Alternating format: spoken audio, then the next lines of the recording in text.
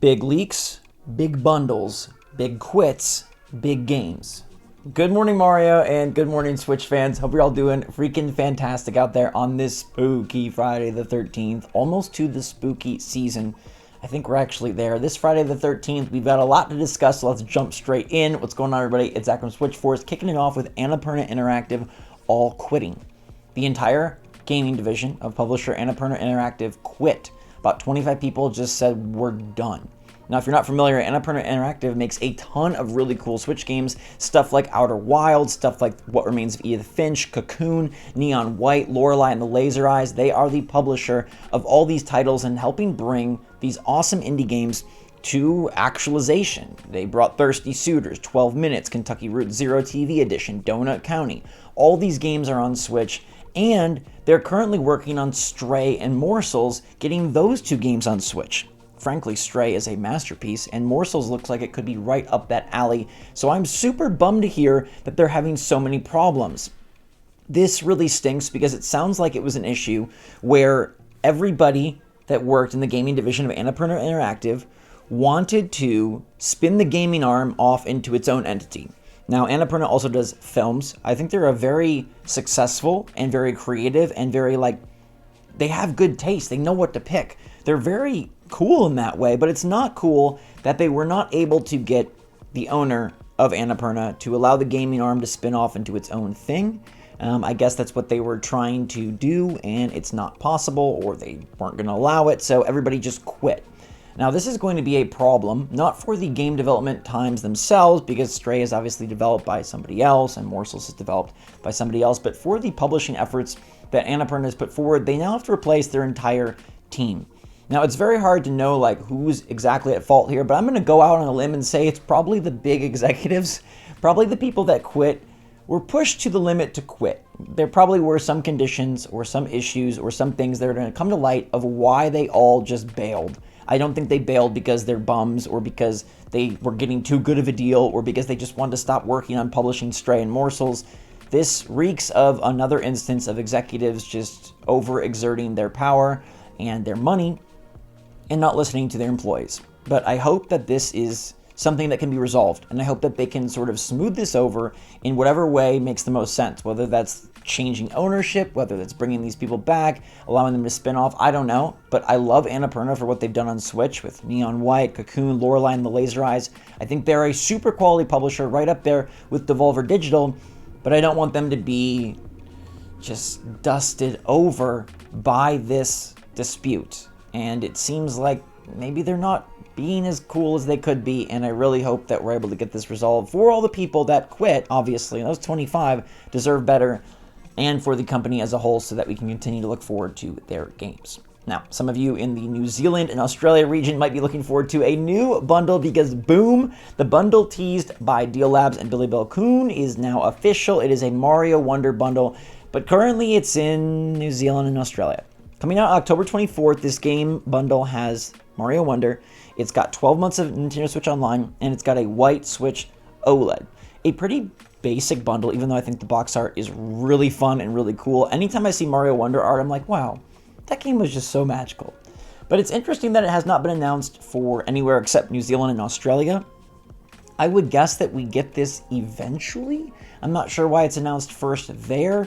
Maybe there's other bundles planned for the States. I'm not sure why there would be something different, but Nintendo does operate kind of weirdly, and we've heard rumors of a lot of other bundles. And because this bundle has come true, it does seem like the other bundles will inevitably come true as well. I urge you, though, that this does not pause anything to do with Switch 2, and it still seems like that system will be revealed in the coming weeks. Bundles do not interfere with brand new consoles. They just continue to sell even after you've announced your new console. Now, this new console does not have The Legend of Zelda Echoes of Wisdom. That's on the current Switch.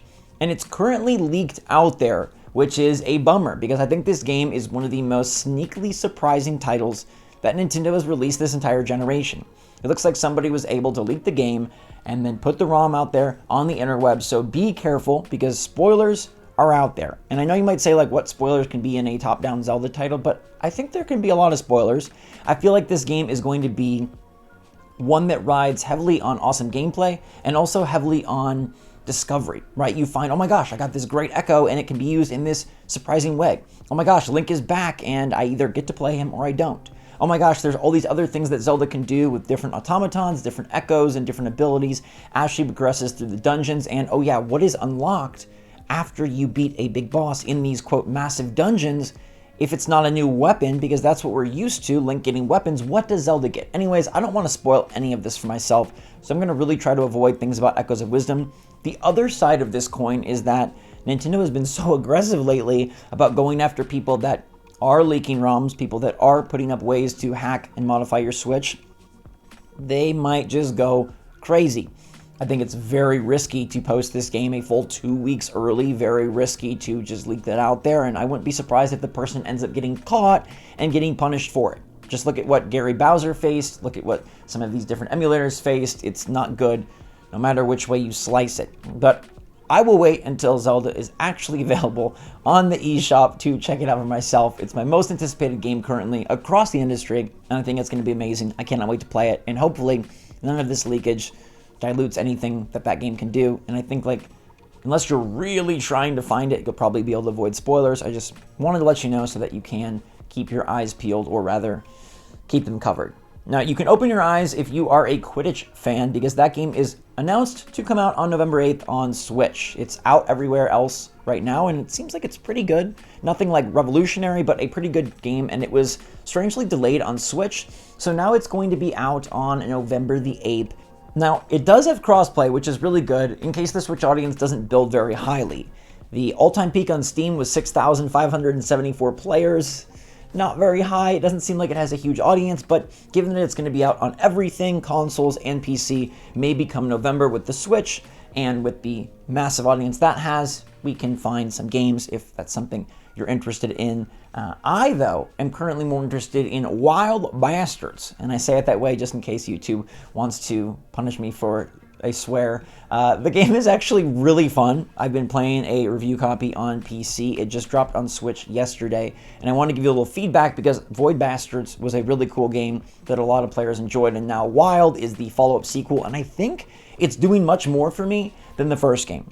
A lot of these games' interesting ideas come from a mix of like a movement board game with different resources and deciding where to land, where to go, where not to go, when to extract, and then obviously the shooting. And I'll say that the shooting is pretty limited because it's within arenas. They're arena-based battles that you play, but what makes them special and what elevates this above just a little arena shoot is that you have these different outlaws, these different wild characters that each have their own abilities, each have their own specials, and each have their own personalities. And the way that they have wove this web together is really nifty because not only do these characters have their own stuff, you can modify the characters with different equipments and different upgrades and different level ups, but they also have relationships. And sometimes they'll feud, and then you can't bring those two down to the same encounter, the same planet together. Or sometimes they'll become great friends and provide awesome upgrades and perks even when they're not playing. As long as their friend is playing, you'll get access to that. But I really like the ability to switch characters in the midst of these arena showdowns, so it keeps things spicy because all of a sudden I can be dual-wielding pistols and then I can be flinging fire flames. Maybe I'll get an upgrade for a character in the midst of this planetary run that allows them to be super armored up, and then maybe somebody else is able to jump super high and I need to mix and match these tactics as I go. The flexibility of teleporting instantly into a new character body in the middle of these arena battles is what makes them much more than meets the eye. I found the game to be super fun, and unlocking the new characters as you go through is really cool. Now, I'm playing on the hard difficulty, and it's been easy up to a point. I think I'm on the 4th or 5th planet now. I have 5 outlaws that I'm working with, and I think there's 13 in total, so I'm not even midway through my run. And it already is getting challenging to the point where, like, okay, characters, like, I gotta be careful.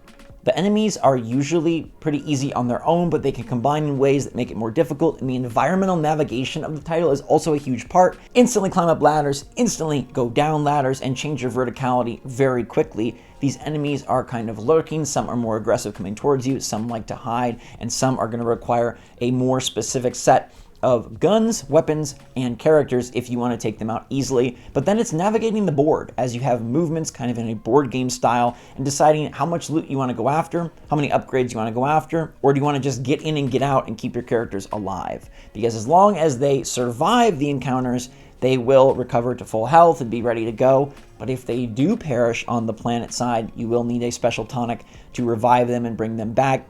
All of your items that you gather and get are gone once you get back to your ship, but then there's separate currencies that allow you to continue to progress and unlock new aces, which, like the card itself, are awesome upgrades that allow you to specialize your character, whether it's more damage, more health, more speed, things of that sort. I think it's a very cool game. It's impressed me and surprised me because even though it was critically received, I didn't really find a whole lot that I enjoyed about Void Bastards. But here with Wild, I think this sequel is much more up my alley, and I would encourage you to check it out on Switch. I think it should be a good time, and I think you'll enjoy getting to switch between the different characters, and it's something that taking portably on a Steam Deck or a Switch seems like a perfect storm play session for this type of game. But in the meantime, everybody, thanks so much for watching. That's going to do it for today's episode. Stay safe, stay healthy, stay happy, stay positive there. And until next time, SwitchForce out.